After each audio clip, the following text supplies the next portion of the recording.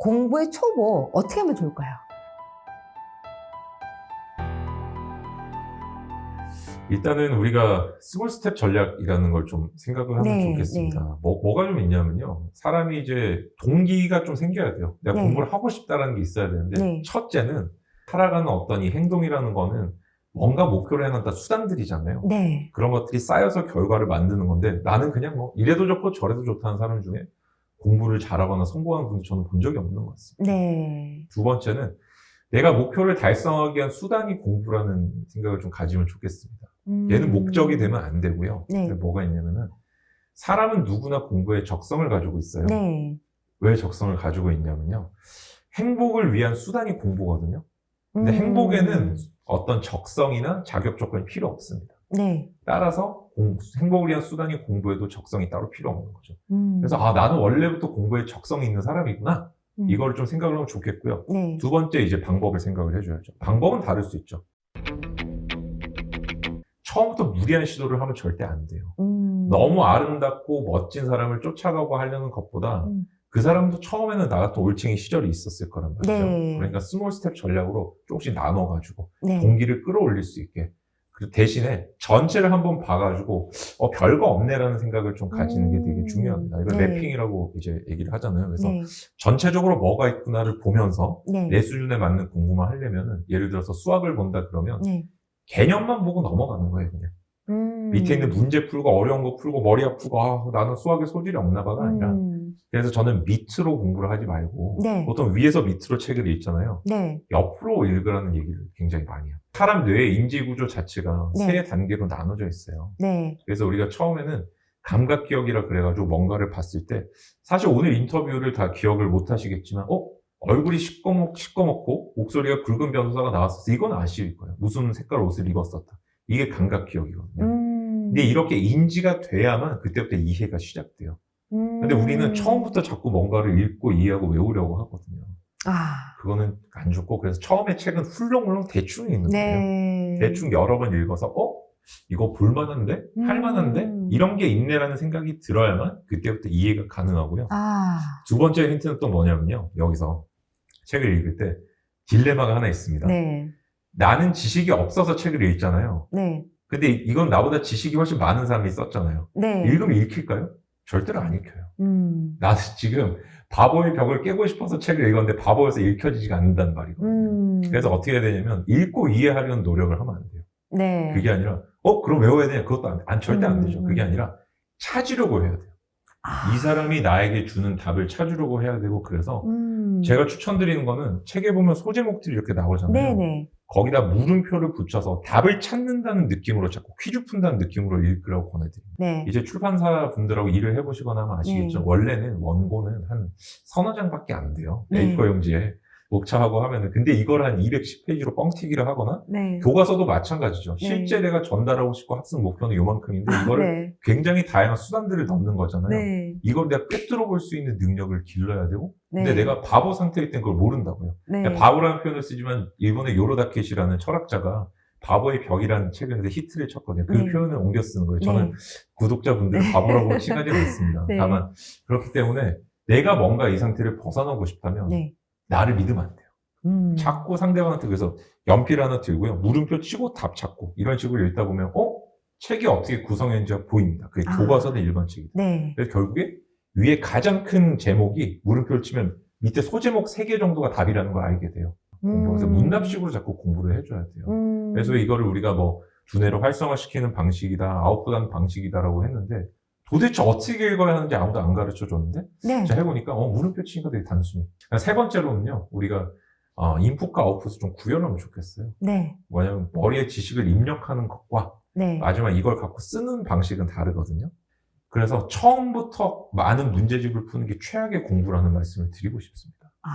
문제는 아무리 많이 풀어도 머릿속에 지식이 없으면 안 풀려요. 항상 오답만이 그렇죠. 나와요. 맞아요. 그래서 내가 자꾸 디버그를 해주고 픽스를 해야 되는데, 네. 그거를 하는 과정이 바로 공부고, 그러려면은 인풋과 아웃풋을 구별해야 됩니다. 인풋할 때는요, 해답을 외우는 게 최고예요.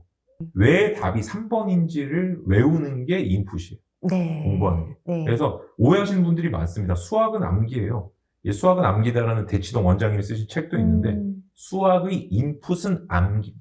수학의 아. 인풋이든 국어의 인풋이든 사회의 인풋이든 모든 공부의 인풋은 암기예요. 네. 우리가 돈을 벌고 싶다든지 부동산 공부를 하고 싶어도 유튜브를 보는 것도 인풋이거든요. 네. 저런 식의 방법들이 존재하는구나. 이런 정보들이 있구나. 내가 외우고 메모하고 동영상을 다시 들어야 내가 투자로 연결되고 아웃풋이 나오는 건데 네. 이성의 공부에 있어서는 그런 오해들이 많습니다. 그러면은 이런 것들이 결론적으로는 시험에 합격하기 위한 맞습니다. 공부법이라고도 우리가 얘기를 할 수 있을 네네. 것이고요. 네. 네.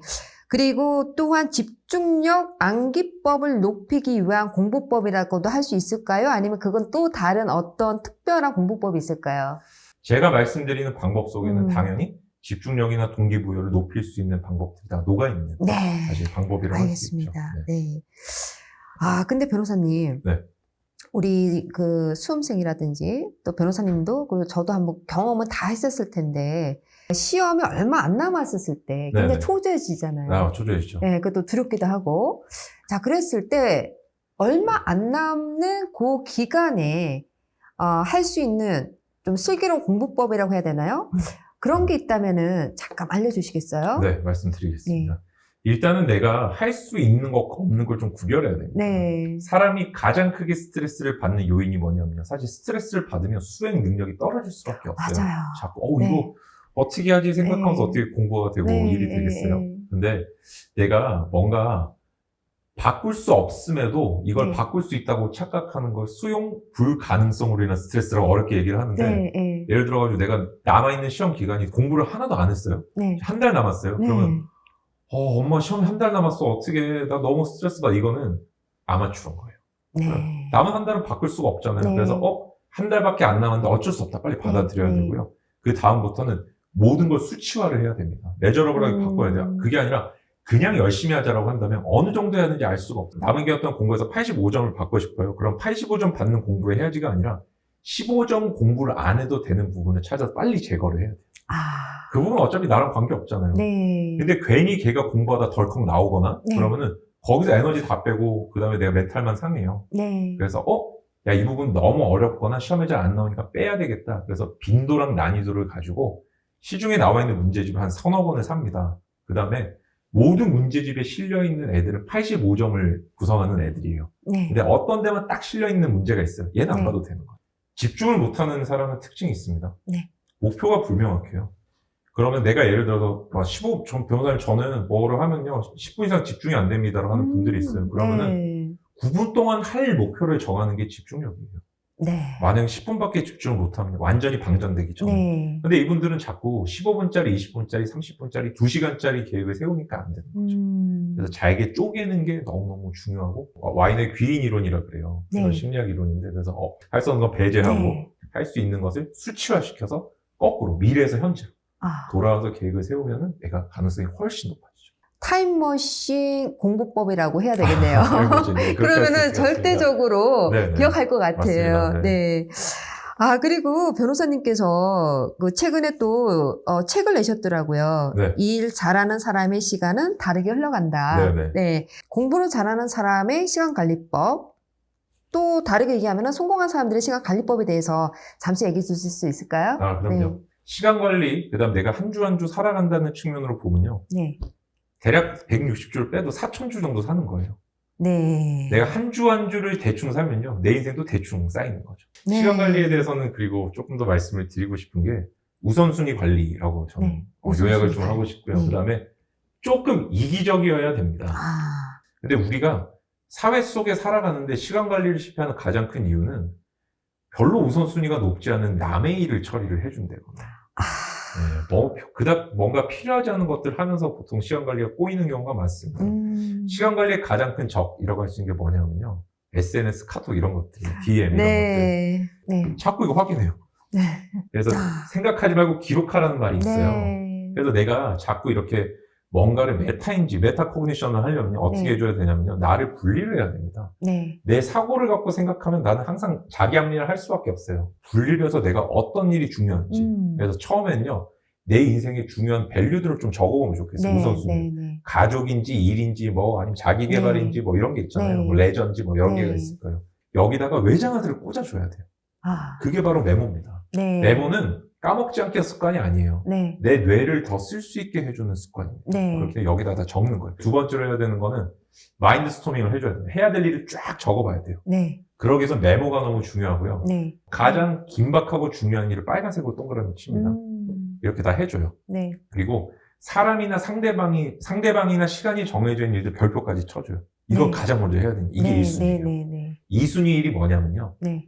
뭔가 지금 해야 되는 거 아니에요. 어전트한 일은 아닌데 네. 임포턴트한 일이 있어요. 자기개발이라든지 뭐 독서나 저 같은 책 쓰기라든지 네. 이런 것들 있죠. 네. 이거는 사람의 인생의 가치관에 따라 좀 다르겠지만 네. 일을 안 하면 죽잖아요. 일이 거의 대부분이 1, 2순위일 거예요. 네. 근데 2순위 안에는 무조건 저는 가족이나 가족이 없는 건 자기 개발이 들어갈 거라 믿습니다. 네. 이런 것도 2순위 꼭 넣어줘야 돼요. 네. 그래가지고 이것들은 미래를 향해서 씨앗을 심는다는 느낌으로 녹색으로 해주는 겁니다. 아. 표시를 해줘요. 네. 그 다음에 이제 뭔가 이렇게 어전트한데 내 인생이 중요하지 않은 일들이 있어요. 네. 뭔가 내가 이기적이어야 되는 일들이 있습니다. 네. 회신, 네. 연락. 네. 제가 좀 죄송한데 저한테 연락 누가 오시잖아요. 그럼 저는 엄청 늦게 답장해요. 아. 저는 카톡 답장하는 시간 정해놨거든요. 아, 하루 종일 그렇군요. 정해놓고 그 시간에 몰아서 답장해요. 네. 그래도 또 유형화가 되잖아요. 어떤 네. 분은 좀 대충 하고 어떤 분은 뭐 진지하게 하고 이런 게 네. 있잖아요. 네. 예를 들어 뭐 대답만 해야 되는 것들도 있고 이렇잖아요. 단톡도 있고. 네. 근데 우리는 자꾸 계속 그 일하다 에너지 다 뺏기거든요. 네. 그래서 세 번째 순위는 파란색으로 하는데 네. 얘들 특징은 한 번에 모아서 처리해야 되는 잡일들이에요. 조금 내 인생에 네. 있어서. 네. 네. 근데 이거를 우리는 이제 동양 사람들 그렇게 생각한다니까요. 다른 사람 마음 상할까봐. 이 사람과 내가 어떤 관계가 더 중요하니까. 네. 자꾸 그 일에 에너지를 쏟지만 네. 3순위로 처리를 해주시고 네. 그 다음에 별로 중요하지도 긴급하지도 않은 일이 4순위입니다. 대부분의 어떤 우리 직장인 분들의 일과 또는 직장 없이 이제 내가 현재 어떤 미래를 직장을 준비하시는 자기개발하시는 분들의 일과는 어떠냐면 오전 시간은 약간 웨이크업 타임이에요. 지금부터 뇌를 깨워볼까? 그게 아닙니다. 빨리빨리 내가 나를 각성시켜가지고 가장 순도 높은 에너지 때 딱 써줘야 돼요. 아. 출근해가지고 그냥 커피 한잔 하고 얘기 좀 나누다가 점심 먹으면요. 하루 시간 다 갔어요. 이미. 그렇죠. 네, 그래서 오후에 잡일을 좀 처리를 해 주시고 네. 그다음 마지막 이제 남은 일들 각자 좀 옮겨주면 되겠죠. 네. 이게 제 나름의 시간 관리 비법입니다. 근데 변호사님께서 말씀하신 거를 통틀어서 봤을 때는 정말 시간을 잘 활용하려면은 이기적으로 할 수밖에 없네요. 이기적으로 할 수밖에 없습니다. 네. 안 그러면은 4160주를 네, 우리가 헛되이 보낼 수가 있는 거니까. 맞습니다. 아, 정말 오늘 저도 참 좋은 걸 배웠습니다. 그래서 네. 사실 저희가 이제 시간 관리를 잘하고 있는지 못하고 있는지 두 가지 질문만 해보면 알 수 있어요. 네. 내가 최근에 한 일 중에 가장 시간이 오래 걸렸던 네. 일을 10분이나 20분 단위로 뭐인지 써볼 수 있으면 이 사람 네. 시간 관리 잘 할 수 있어요. 아, 근데 예를 들어 최근에 보고서 썼다, 기획안 만들었다, 뭐 투자전서 만들었다 이랬는데 예를 들어 한 3일 걸렸대요. 네. 절차를 한번 써보라 그러면 못 쓰잖아요? 네. 너무 죄송한 말씀이지만 감각적으로 일하고 있는 거예요, 이거는. 아, 절차 없이 일하고 있는 그러게요. 거예요. 내가 매뉴얼 없이 일하고 네, 있는 겁니다, 네, 남은 네, 일. 네. 그래서 나눌 수 있어야 돼요. 네. 나눠야 수치화가 되고요. 두 번째로는 최근에 했던 일들이 뭐를 위한 일들이었는지 옆에다 써보면요. 가족인지 일인지 타인인지 써보면 타인인 경우가 많은 분도 시간 관리 많이 못하고 있는 거예요. 네. 써보면 알게 돼요. 내가 이랬구나 라는 거를 네. 금방 확인하실 수 있습니다. 아, 저도 좀 해봐야 될 것 같습니다. 네.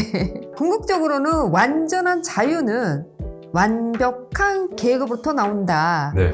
예, 이거를 또 쉽게 표현한다면 어떻게 우리가 얘기하면 알아듣기 쉬울까요? 미국 주류 사회에서 공인하는 미국 부동산 전문가 김효지 대표의 첫 저서 미국 부동산이 답이다.